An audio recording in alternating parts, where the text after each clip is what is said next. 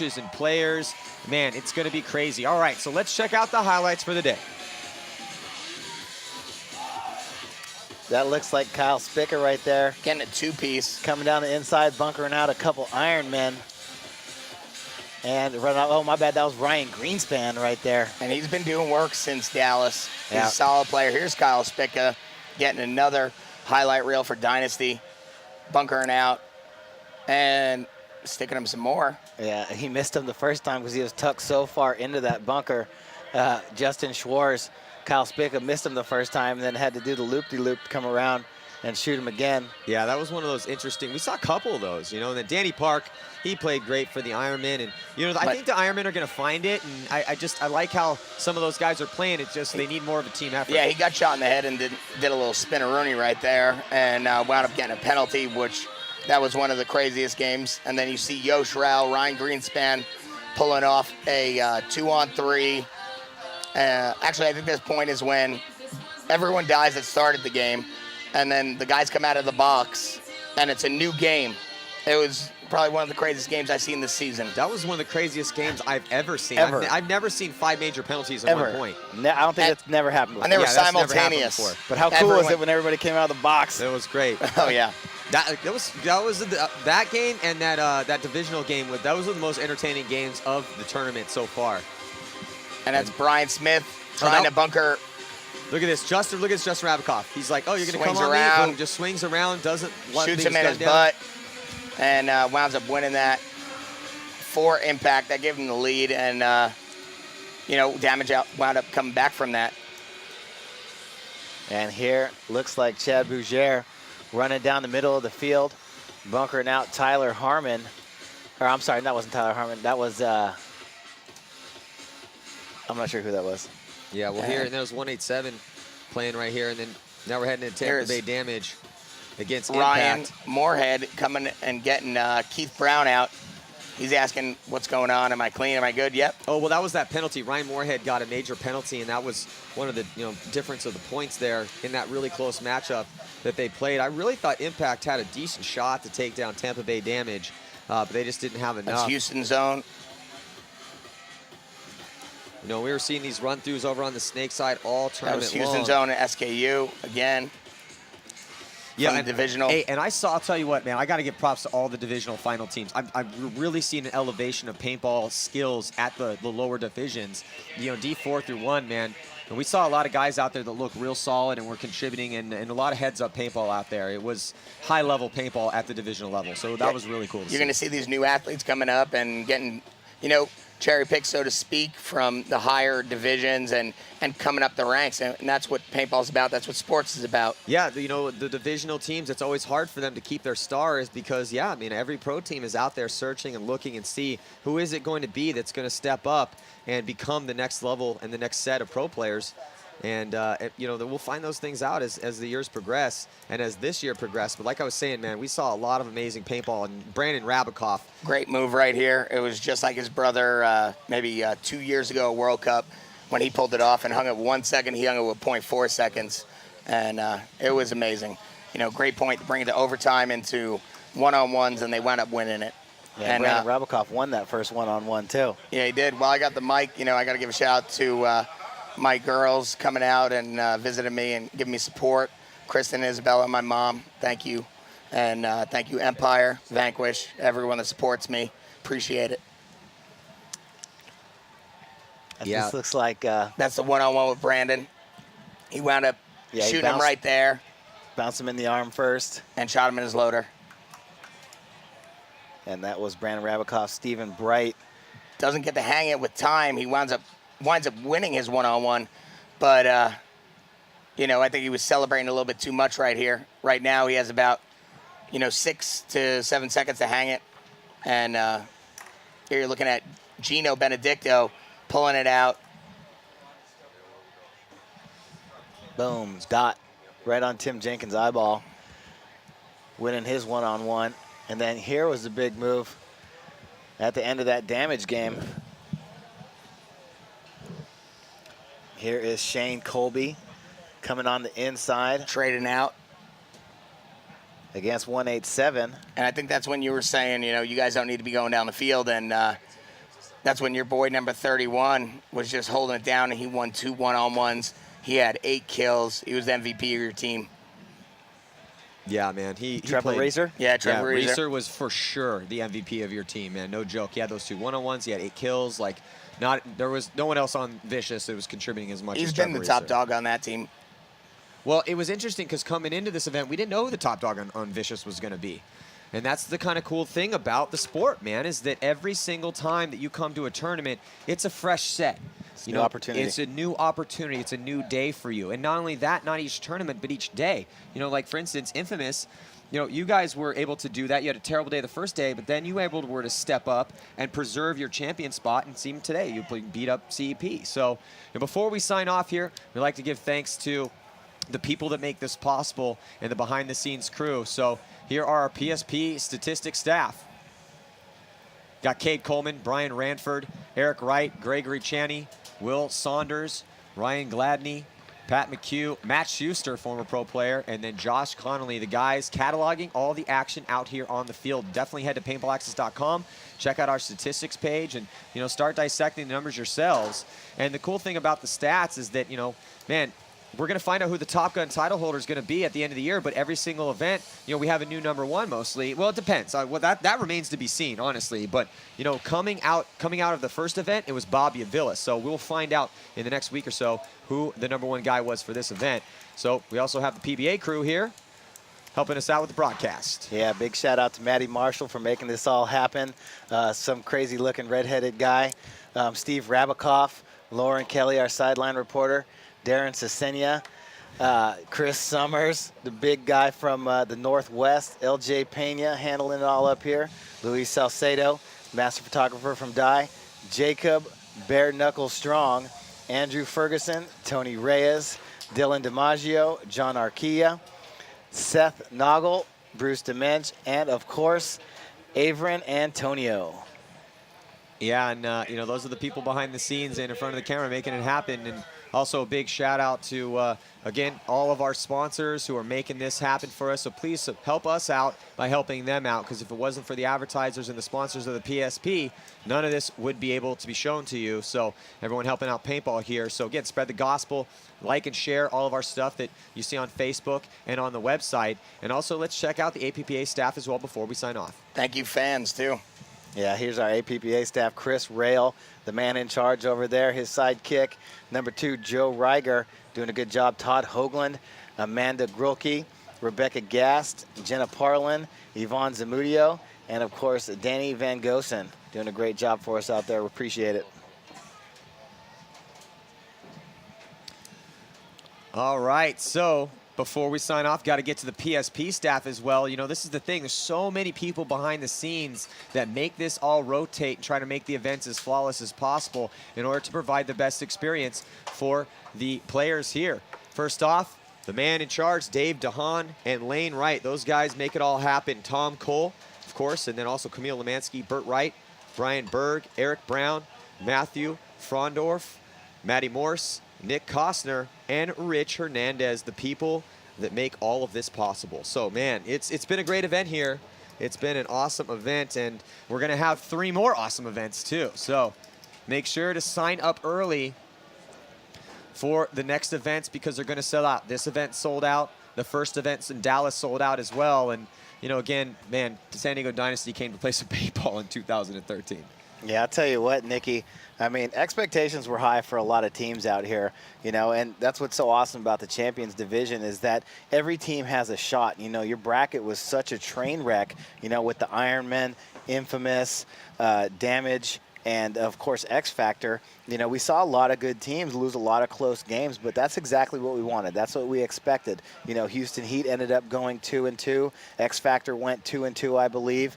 And, I mean, the teams that moved on from your division were all well, the Ironman went 2-2. You had 3 2-2 teams, so it came down to point spread. And we were actually up here doing your last game, and it was a matter of like a body and a couple points that last game. Still had an opportunity to get in, and I know it was kind of frustrating for you. I know it was definitely frustrating for me, to watch that go down. But I mean, that's what we want out here: high-level competition. We want great teams going at it. I mean, how did it feel from a player's perspective? I mean, from a player's perspective, it was high-level competition. Must have been tough, across though. the board. Pretty stressful, I'm guessing. It right? was, because we were watching the point margin. We knew we needed one more point to move on to Sunday to be playing in the champions bracket instead of saving our lives, so to speak, and being relegated. That's how close it was between having to play for your lives and trying to keep from being relegated to actually playing, for and that's how it's going to be for every team in the champions bracket. You play against the best of the best in this league.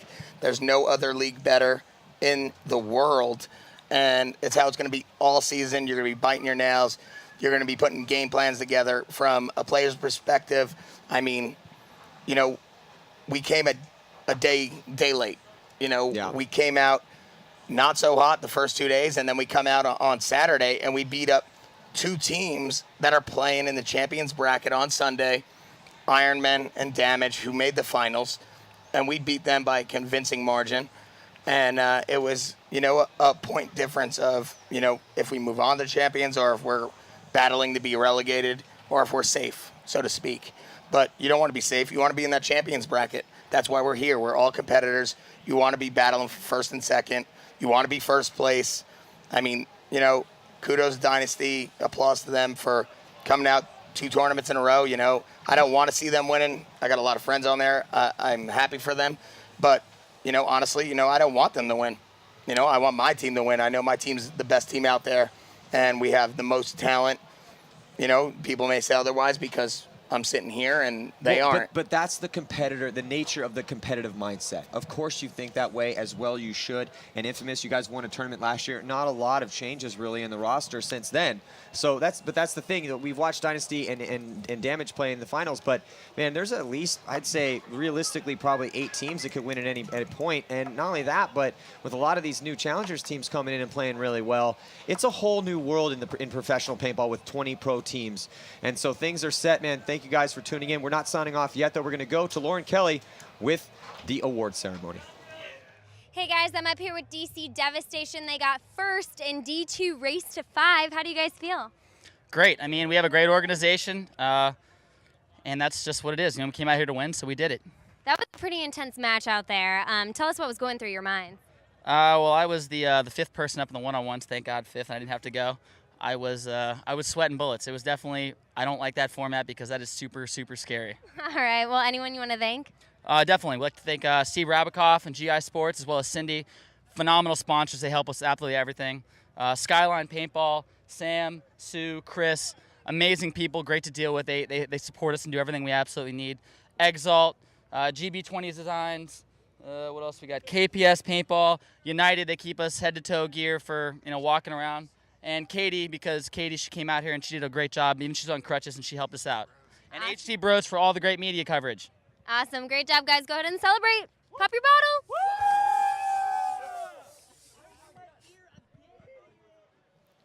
DC Devastation, man, that was, we had a lot of dramatic games, but those series of one-on-ones that they played, wow, that was cool. And to awesome see the paintball blood run strong in the Rabikoff clan is really cool. They said Brandon Rabikoff out first. That was the first, one-on-one shooters that we had happen in overtime. They went to 3 minutes, and then, it was, one-on-one, and then it went down to, who could get to 2 first. And wound up being DC Devastation. Yeah, and in that, you've been in that situation before where you're going out to play a series of one-on-ones, and that first guy to go out, with Brandon Rabikoff heading out there to play that first one-on-one, that's a lot of pressure on him, and he was able to, be successful in that. But at the same time, even though DC Devastation did take down Hustle, still though, Hustle played pretty good too. I mean, even to tie it up and to take it into, not only to tie it up and to take it into overtime, but then to play a whole overtime point, which was close, and then go to those one-on-ones. So, I'm sure Hustle will be back in it too, for sure. But that's the thing, man. We've seen a lot of teams rotate through these divisionals, and with DC Devastation, that's a team that was put together. Think about a year and a half ago now. Yep. Yeah, put together a year and a half. Justin Rabikoff, Kevin Cali-Rudolph, Gino Benedicto, and Steve Rabikoff. Yeah, because that was the team that those guys originally came from. So it was cool to see, guys like Cali and Jason and Justin now stars on Edmonton Impact for Justin Rabikoff. And then also, to have Callie playing on Infamous still and playing well. So to see the DC Devastation legacy continue with the boys playing on team, good job by Luigi, the captain of that squad, leading them to victory. And it looks like we have 187 with Lauren Kelly. They were, so let's check it out. With 187, they are your second place winners for the Challengers bracket. How do you guys feel? It was nice coming out of the Challengers bracket. Hurts getting second, but it's nice to be back in the Pro Division. I'd like to thank our sponsors, Exalt, Clips, Empire, Fox 4 Paintball. Can't do anything without you guys, so we really appreciate it. Thanks. All right, great. Watch out for them in the Champions bracket, guys. Go ahead. What are you going to do? Celebrate. Cheers. Cheer. Something. Well, 187 should celebrate because they're going to be moving back to the Champions Division, which is where they, every team feels they should be there. But, 187 really had a good event this weekend. Didn't lose too many games. They did lose to you guys in Vicious. And, Vicious just had a little bit too much for them. Had answers. And, again, the MVP was Trevor Reeser. It's just kind of hard to celebrate a second place. Yeah, exactly. It's celebrating coming out of Challengers to Champions, but it's just super hard to swallow second place. We've all been in that position before. I mean, we had played with Excessive. We took 5 second places in a row one year. And every time we come back home, people are like, oh, congratulations, you got second place. But we formed that team to win tournaments, so you keep going and losing and losing and losing. And, so yeah, you don't want to be that guy that's like, all pouty about it. But, that's the reality for these guys is 187. They want to win tournaments eventually. They want to be able to move into the Champions Division and contend with teams like Dynasty and contend with teams like Damage. So, well, let's check in with Lauren Kelly as she has the victors in the Challengers Division with Omaha Vicious. Let's listen in. Not only back in the Pro Champion bracket, they are first place for the Challengers bracket. How do you guys feel? Oh, we feel great. We just go out there and we get buckets. That's pretty much how it is. We really want to thank Karen and Carl Bordwell for everything they do for us. Data support systems, Mad Cow Paintball, Empire Paintball, DSS Sporting Goods, the best stuff on the market. And hope everything's going well for Xander out there. He's going through chemotherapy and hope everything's going good for him. Awesome. What did you guys think of the event that PSP put on this weekend? We thought it was great. Everything's set up real nice. It was real good event. Awesome. Well, go ahead and celebrate, guys. Where's